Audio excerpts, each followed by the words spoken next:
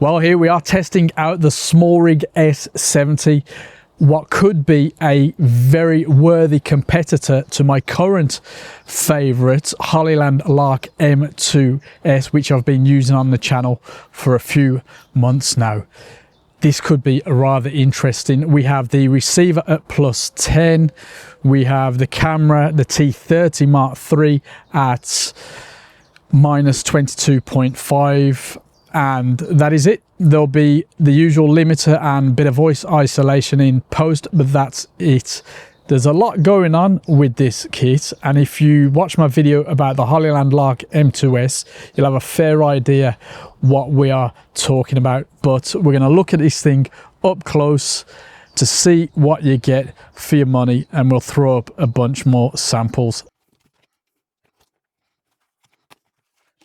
First things first, typical Smallrig packaging, like it.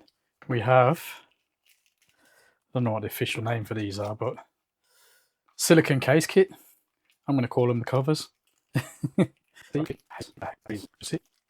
So these are basically, let's get them all out so you can see the colours.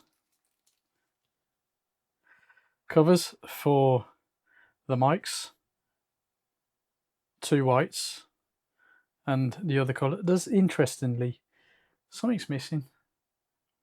Royal blue would have been nice. Anyway, that's pretty cool. Let's put that to one side. Crack this thing open. This box is weighty, I've got to admit. It's some weighty, it's a good sign, isn't it? Right. Cool. That's interesting. User manual. We don't need a manual. In here, I believe, are a nice bag containing USB-C, TRS cable, and the wind muffs. Cool. Put that aside for now. This is just a quick look, quick unbox. And then in here, I mean, it is a weighty feeling thing. I believe it's all metal. I'm afraid this is just going to have to get torn open. It's like a little bag. Nice. USB-C for charging. Apparently 40-hour battery in the case and 8-hour in the mics. So got to take the plastic, whatever these blue things are, so that that can start charging. And we'll have some indicators on the front, all very similar to the kit that I'm currently using. Shouldn't have cut my nails before doing this. There we go, I left a bit there. We'll get back into that in a minute. We've got the core. It's definitely tightly packed in there, and that blue thing's still stuck to me. This piece for using with the phone or my Osmo Pocket, and it'll power itself. Mono, stereo switch, nice, and a little button. It's actually pretty cool. I do like that. Then we've got you need revealing USB-C and the charging there. I do like this. I think this is very cool. It's dinky, but I love the physical switches. Nice, that's going to be fun. Let's pop that in so it can have a charge. And then have a quick look again at these, which is what I'm loving. Logo free, 8.8mm logo free design. Of course, the heads can go onto them somehow. We'll work out how they, I think they just slide on, basically. We'll work that out at some point, but do like that. So 48 kilohertz / 24-bit HD sampling with 120 dB SPL and 70 dB SNR. 3-level intelligent noise reduction. There is a little button on the side there and an indicator light there. And of course, you can do it all via the app as well. When it's connected to the camera, apparently we can get a safety track, so that's very interesting. Or should that be when it's connected to the computer? We shall find out. Is that the right way around? There we go. That's apparently the right way around. Oh, it's a very nice feeling though, I've got to be honest. The app also has 9 studio ready EQ presets if you want to get into that. 984 foot range, which we won't be testing. That's absolutely nuts why they always feature that. But anyway, yeah, line of sight basically. But if you want to get more than full length, you can go just too far. It's crazy. I think that is rather interesting. We're gonna switch over to it right about now. We are now using the Smallrig S70 plugged directly into the camera. I've set the receiver to +10 just so that the levels that I'm seeing seem to be correct. Now obviously, unless I look on my screen, I don't know what's going on. That's normal. I'm just waffling now so we can compare the sound between the previous take with the Lark M2S and this S70. Mic's in the same position. As I said, +10 on the receiver. We're in mono mode and nothing has changed in camera. As always, all I'll do to the final audio is limiter and 50% voice isolation, I think it's called in Final Cut. If it's not, I'll put it on here. But yeah, nothing else, not messing about with the presets, etc. We want to see how it is plug and play, at least for this bit. Is that enough? Cool. The Smallrig case is shorter, slightly wider and thicker than the Hollyland one, but where every mil counts, Smallrig might just take this one. It is slightly heavier, but that's not going to bother anyone. The S70 mic is 1 gram heavier without the cover, of course. The profile is slimmer, sticks out even less without the cover. It's almost unnoticeable though. The difference is kind of minute. It is smaller, but the stem is thicker, which I kind of don't mind, but they're both as discreet as the other. The receivers are similar in size. I have to say the S70 is better to adjust the settings with. I prefer the clip style shoe mount of the S72, and the S70 actually has more features thanks to the app, but for my use case between the two, it's not a deal breaker.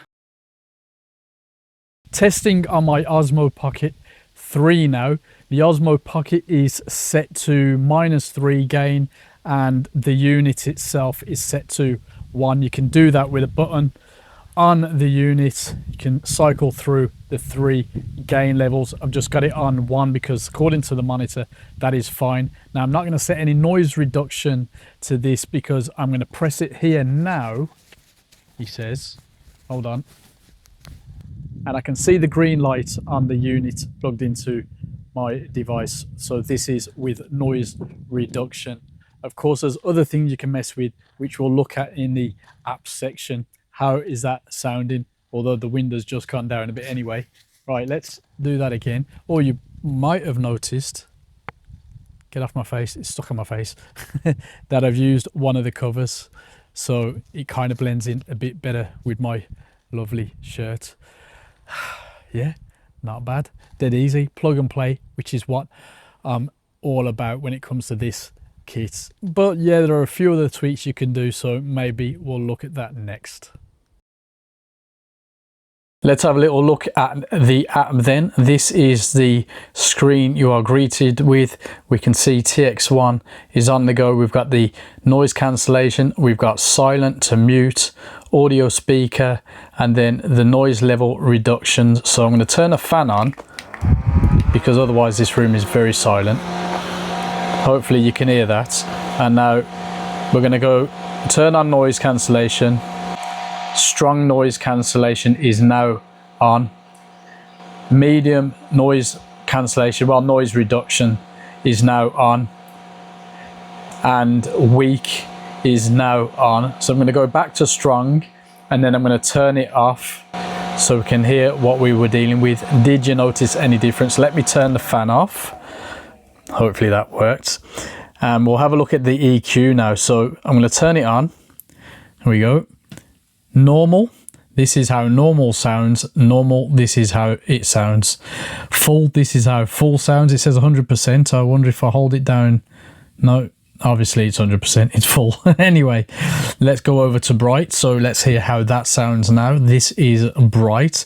Now, this is what they reckon a male voice should sound like, or at least the EQ settings that this chap has put together. And then female, for what it's worth. Can you hear any difference? Has it took the bass out of my voice? Anything like that? Who knows? And then if I was to sing, this is how it would sound. If I was to strum a guitar, which technically I do have one behind me, but I can only just strum it with my thumb. Yeah, whatever. And then a violin and environment. Now there's no real major environmental sound in the room that I'm in. Let's go back to normal, and once we've finished talking, if we ever finish talking, I'm going to hit the EQ off so we can see if there's any difference between it being off and being on. Let's go for the 100% full. Actually, this is 100% full, and now we're going to turn it off, and you'd have to flick back and forth, I guess, to check the differences. This is now off. Yeah, what are we thinking? Right, mono and stereo at the bottom. You can adjust the gain. Currently on, yeah, that should be -2. Let me just fiddle with it, which might mess up my, no, oh yeah, 2. I think I'd have preferred that on 1, to be honest, but anyway, I might have to re-record this. Cool. Automatic limiting anti-pop sound, nice. TX linkage shutter button. That is basically your lot. For the purpose of this video, I've used this kit as simply as possible, as I do with my Lark M2S when I make videos for this channel. But if you use a mirrorless camera, as I do, but you want to use a different EQ or mic setting, you've got to plug the USB-C adapter to your phone, adjust with the small GoGo app first, and then go for it. Also, the safety track mode is cool for a kit at this price, but if you're shooting a 2-person interview with both transmitters active, engaging the safety track forces both microphones onto a single merged mono track. Then you can't isolate and edit the 2 speaker voices independently in post. These kits at this price level aren't supposed to be this complicated. A lot of disadvantages you'll see online are really thinking about bigger budget kits. Anyway, while the clear advantage of the system is the size, the wind muff it comes with could probably be half the size on the next model. And if you've got larger hands or working fast on a dim set, the small transmitters and receivers might be a challenge to work with. Another annoyance I have, same as with my Lark M2S kit, the audio cable doesn't fit in the case, so I have to make sure I don't forget that. You know, sometimes it's just there floating around the bag. I actually put this in a pouch, and yeah, it'd be nice if it could be all in one. All said and done, I love the form factor, the size, the fact that there are 0 visible logos. I love the color covers, even though it does add bulk and you have to remove the cover to fit the mic back in the case. I like how easy the receiver is to use, with a physical dial and a switch that, whilst tiny, is pretty usable. As far as my needs go, I didn't need to mess around with the settings much. It's pretty much plug and play. The whole kit is very easy to throw in a bag, and the battery lasts more than enough for me.